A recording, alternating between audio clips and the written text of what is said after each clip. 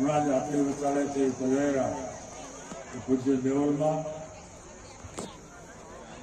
મીરાદાસ બાપુ, એમના નાના ભગીની ઉપસ્થિત પૂજ્ય રામદાસ બાપુ, દિનેશભાઈ, કુકાવા બગસરા, એ બંને સરદ હાથ લઈને બેઠા છે એવા આપણા કરવરિયા ભાજપ પ્રમુખ શ્રી પાથર સાહેબ, અમારો ઘનશ્યામ સાદરાણી, દવેભાઈ, પત્રકાર શ્રીઓ અને આ સંસ્થા જે અહીંયા એનું બીજ હોવાનું, એના પાયામાં જે પરિવારનો ભોગ છે એવા આ સંસ્થાના ટ્રસ્ટના પ્રમુખ શ્રી માનની કુમારશ્રી અચંપા લક્ષ્મણવાળા અને સાથે એમની સમગ્ર ટીમ ગોકુળપરાના કરવરિયા યુવાનો, આ સાથે તેને ખૂબ જ સારું સંચાલન, વિવિધ ક્ષેત્રમાંથી એક્ઝામ્પલો, દાખલાઓ લઈ લે અને આપણને પાઠ્ય તેલ જેણે રેડ્યું છે એવા આજના આપણા સંચાલક શ્રી, આ બધા આપ સૌ બગસરાના નગરજનો અને બિરાજમાન માતૃશક્તિ બધાને જય શ્રી રામ. રમેશભાઈ ક્યારે બોલતા નથી એમ કીધું, પણ બધાથી જાજુ બોલ્યા.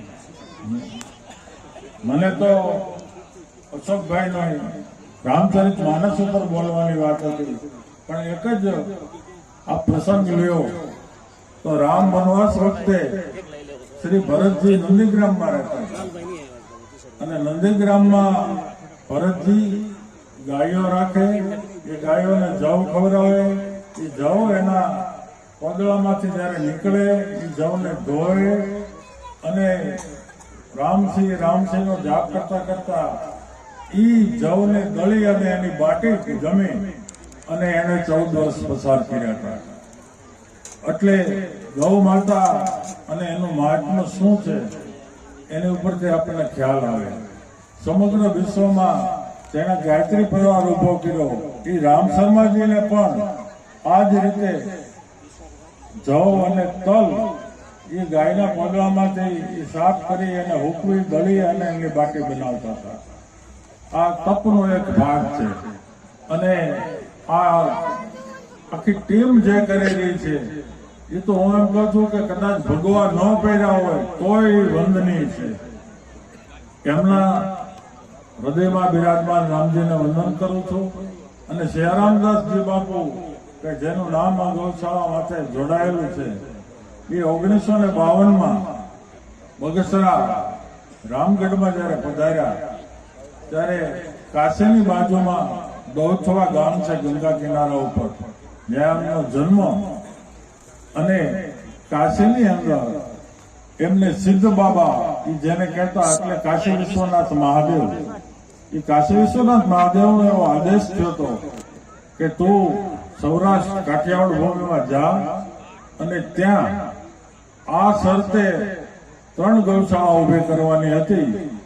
એમાં 3માં એક બગસરા, એક બાબરા અને ત્રીજી કદાચ આટપા, કે જ્યાં જલારામ બાપા વીરબાઈ માનું માવતર છે. એ ગામ નામ લખવાના અને ત્યારે 1 રૂપિયો અને 35 પૈસા 1.25 લાખ રામ નામની સાથે દાન સ્વીકારાતું અને એ પ્રવૃત્તિ શિયારામ ધૂન મંડળના ભાઈઓ આ નામ લખાવતા અને એમ 1 રૂપિયો અને 35 પૈસા એમ ભેગા કરી અને આ ગૌશાળાની જ્યારે નીવ નાખી ત્યારે બહુ નાની ફલક ઉપર શરૂ થયેલી આ ગૌશાળા અત્યારે વટવૃક્ષ થઈ રહી છે. અને આપણે એવું નથી ઈચ્છતા કે આમાં ગાઉ બીમારની વધતી જ જાય, પણ જે ફરજ સમગ્ર નગરજનોની છે એ આ ગૌશાળાના જે ટીમ છે એ નિભાવી રહ્યા છે. એ માટે રાઘવેન્દ્ર યુગલ સરકાર તો એના આશીર્વાદ અમને આપશે જ, પણ આપણા હૃદયમાં બિરાજમાન ઠાકોરજીને પણ એટલો જ રાજીપો આ લોકોની સેવા જોઈને થાય છે. આની અંદર કલેક્ટરશ્રીથી માંડી ચેરિટી કમિશનરથી માંડી અને જે કોઈ પ્રત્યક્ષ કે પરોક્ષ આમાં જે કાંઈ પોતાનો ફાળો આપ્યો હોય એ બધા વ્યક્તિઓને ગૌ માતાની અંદર બિરાજમાન 33 કોટી દેવતાઓ એના આશીર્વાદ આપે એવી પ્રાર્થના કરું અને સાથે એક શેર કહી અને મારી વાત પૂર્ણ કરું. 1.25 લાખ નામ અને ₹1.35 એમ ભેગા કરી અને આ ગૌશાળા કઈ રીતે થઈ શકે?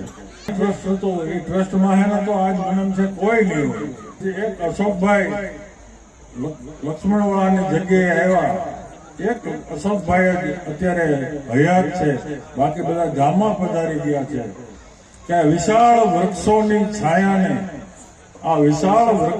છાયાને કાનમાં જે કહેજો કોઈ, આ વિશાળ વૃક્ષોની છાયાને કાનમાં જે કહેજો કોઈ કે પ્રતિમા ભવ્ય એક અંકુરમાંથી પ્રગટી છે.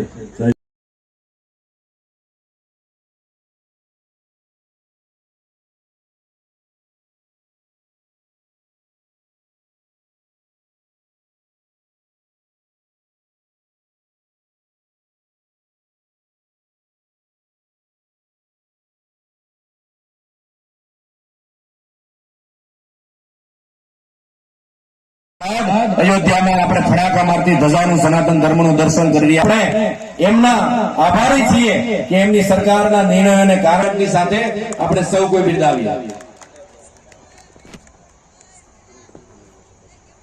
સન્માનીય ચંદ્રદાસભાઈ બસિયા છે, એમને સન્માનિત કરશે. અશોક બાપુ